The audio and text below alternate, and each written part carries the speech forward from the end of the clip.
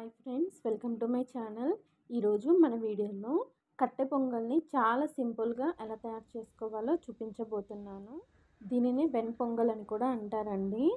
ఎక్కువగా పూజలు వ్రతాలు ఉన్నప్పుడు టెంపుల్స్లోనూ ప్రిపేర్ చేస్తూ ఉంటారు. కమ్మనైన ఈ కట్టె పొంగల్ని ఎలా తయారు చేసుకోవాలో వీడియోలోకి వెళ్ళి చూసేద్దాము.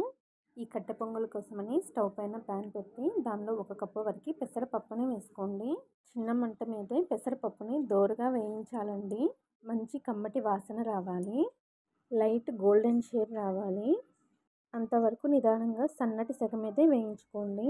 కనీసం 5 నుండి 10 నిమిషాలైనా పెసరపప్పుని వేయించాలి. ఇలా వేయించిన పెసరపప్పుని ఒక గిన్నెలోకి తీసుకోండి.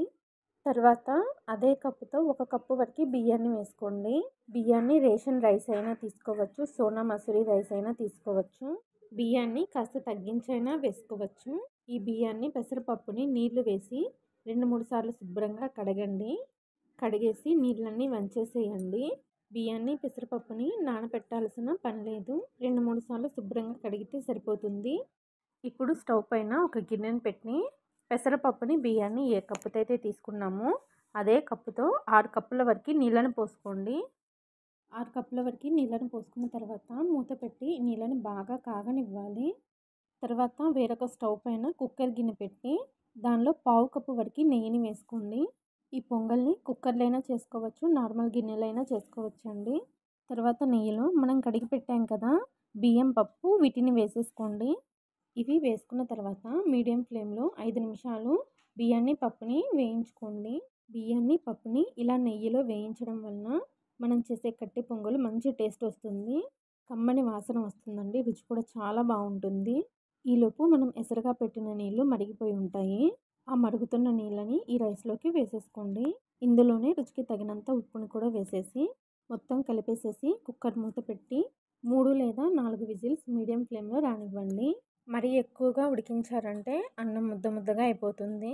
4 విజిల్స్ వచ్చి కుక్కర్ చల్లారిన తర్వాత చూపిస్తున్నాను చూడండి. అన్నం పప్పు చూసారా చక్కగా ఉడికిపోయింది. ఇప్పుడు ఒకసారి చక్కగా కలిపేసుకోండి. కన్సిస్టెన్సీ చూసారు కదా, ఇలా ఉంటే సరిపోతుంది. ఇప్పుడు ఈ కుక్కర్ని పక్కన పెట్టేసేసి స్టవ్ పైన ఒక ప్యాన్ పెట్టి దానిలో 3/4 కప్పు వరకు నెయ్యిని వేసుకోండి.